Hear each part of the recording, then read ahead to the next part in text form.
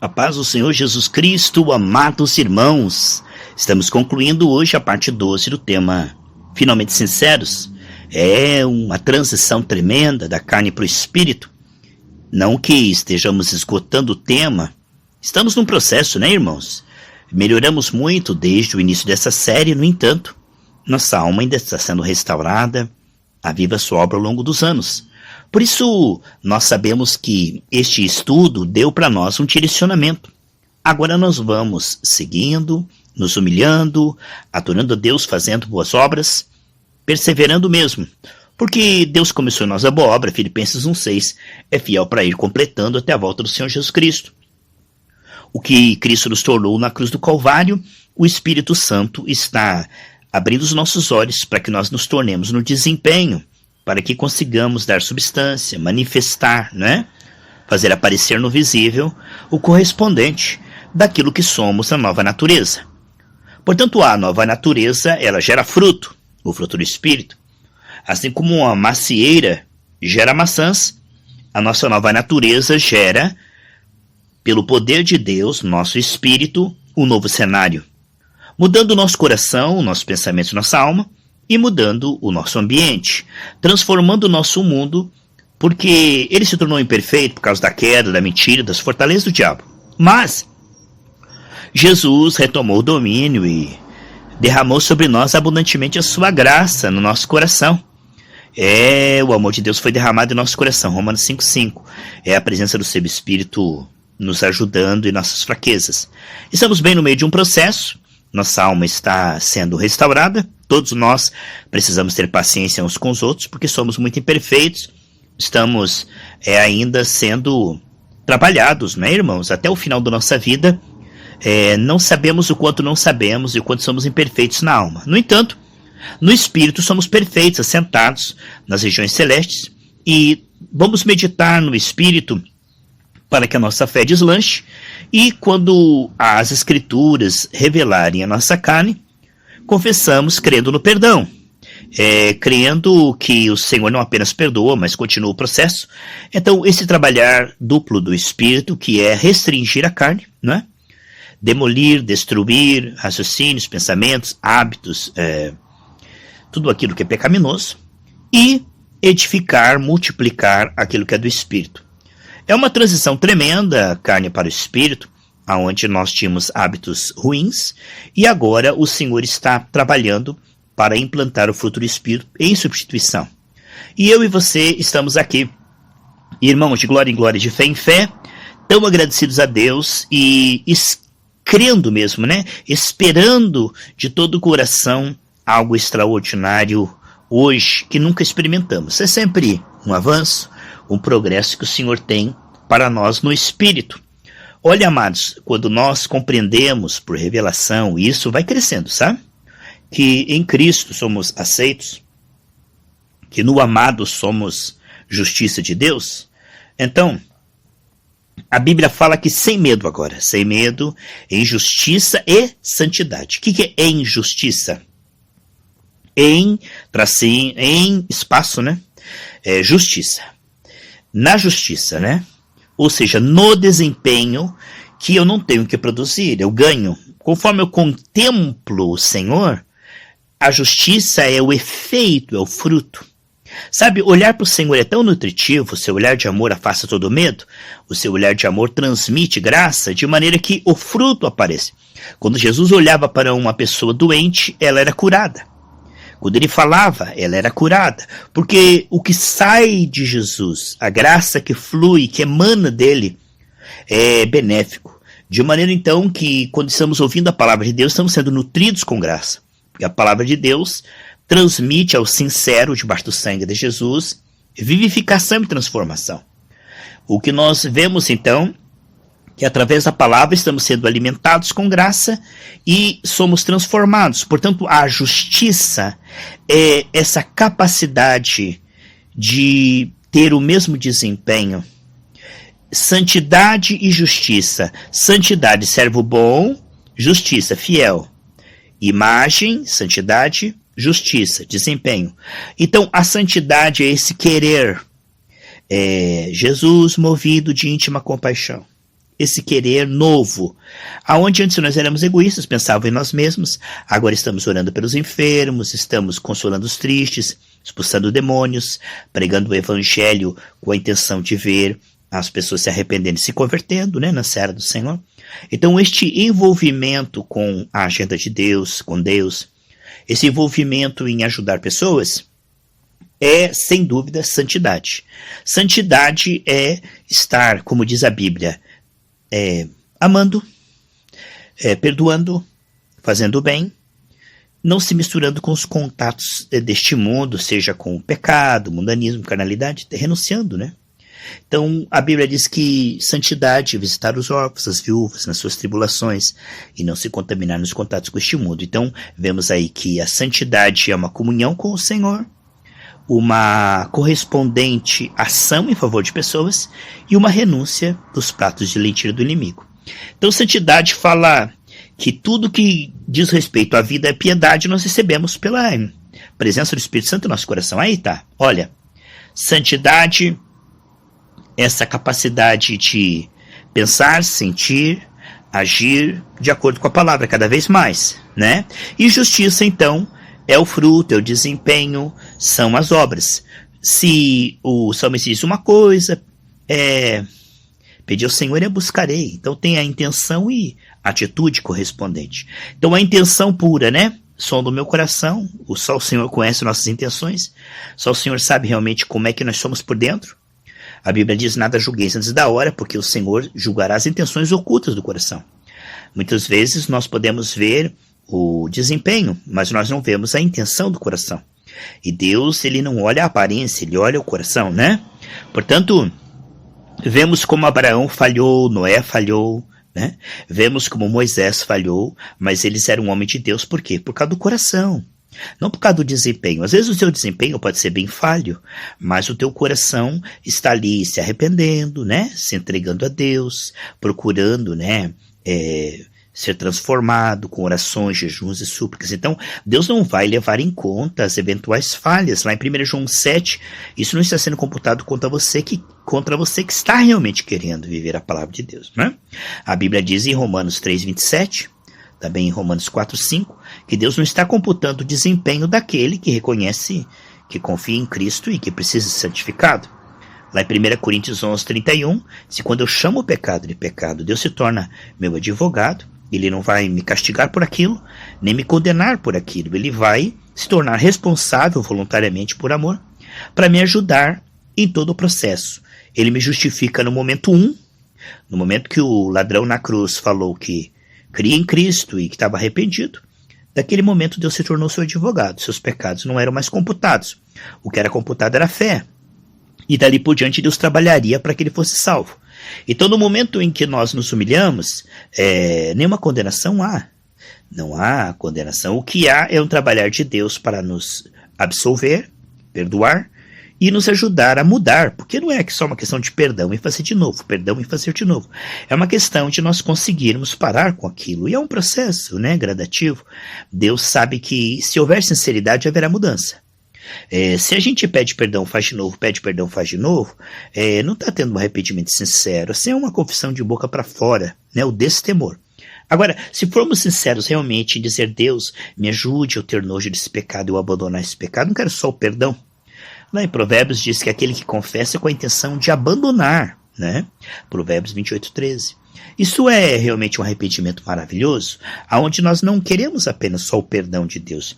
Nós queremos realmente obedecer a Deus mais e mais pela graça, pela fé, e ter o nosso desempenho transformado. Porque se a nossa natureza foi mudada, por que também nosso desempenho não pode ser mudado, né, irmãos?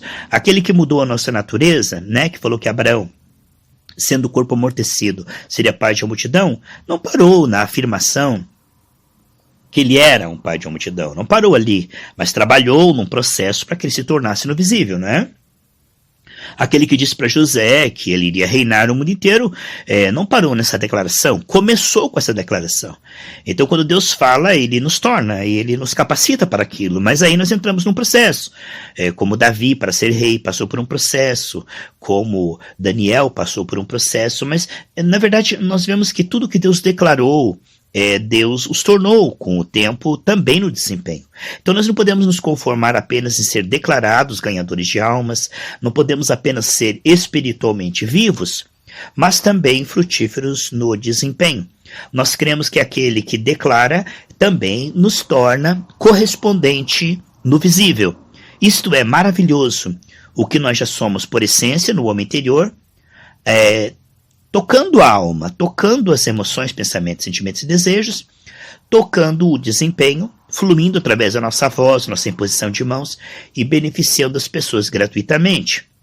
Fazendo de coração com humildade para a glória de Deus, fazendo por amor às pessoas, fazendo porque foi ungido para isso, e então Deus colocou um novo coração, né? Tirou o coração de pedra, nos deu um novo coração, e esse novo coração ele deseja colocar essa unção em ação, sabe? O Espírito do Senhor nos ungiu e agora ele nos desperta com essa intenção de colocar essa unção em ação e impactar as pessoas, maravilhar as pessoas com Jesus através de cura, prosperidade, bênção, milagres, restauração na alma, né? Quebrando a depressão, a tristeza, os vícios, levando um povo bem disposto, né, ao Senhor, gerando um povo pela graça que não apenas é curado, mas que corresponde. Veja só, frutos que permanecem. Quando Bartimeu foi curado, isso foi muito bom, mas aí depois que ele foi curado, ele seguia Jesus pelo caminho. Então, gerar uma pessoa que através disso corresponde. Porque Deus nos deu o seu Espírito e coloca em nós um gemido, né? Por um relacionamento cada vez mais profundo com Ele e também em ajudar pessoas à nossa volta. Isto é a característica do Espírito. Quando o Espírito entra em nós, estamos envolvidos na seara do Senhor. Quando te converteres, Pedro, disse Jesus, apacenta as ovelhas. Quer dizer, esta missão, essa compreensão da missão, esse envolver-se na missão é para os salvos. Enquanto nós não tínhamos o Espírito, vivíamos para nós mesmos, para aquilo que era melhor, que nós achávamos para a nossa carne, né? Aquilo que era mais vantajoso. Mas depois que nós recebemos o Senhor, assim como Cristo morreu para a sua carne, né? Morreu para si mesmo e viveu para o reino, para o Pai, para salvar, né, para dar a sua vida em resgate, assim aquele que vai sendo gerado pela graça, ele vai vivendo para o reino também. E é claro que Deus vai lembrar-se dele, e tudo que ele semear de bom, Deus dará 100 vezes mais. Aqui nessa terra, Marcos 10:30. O que você está vendo é que esta sabedoria de se envolver na seara do Senhor, ou seja, Jesus vivia envolvido em comunhão com o Pai em oração e adoração. Ele vivia curando enfermos, né? Expulsando demônios, multiplicando pães e peixes, né? Aliviando financeiramente as pessoas, onde havia falta, fez aparecer dinheiro para Pedro pagar a conta, né? Libertando os cativos, levando os pecadores ao arrependimento, gerando um povo bem disposto ao Senhor, né? Então você veja que Jesus estava envolvido em fazer o bem. Lá em Atos 10:38 diz que Jesus, ungido, ele vivia fazendo bem. Agora, então, este pensamento de se envolver numa comunhão cada vez mais profunda com Deus e num envolvimento cada vez maior em servi-lo e servir pessoas, mostra que estamos buscando o reino de Deus e sua justiça.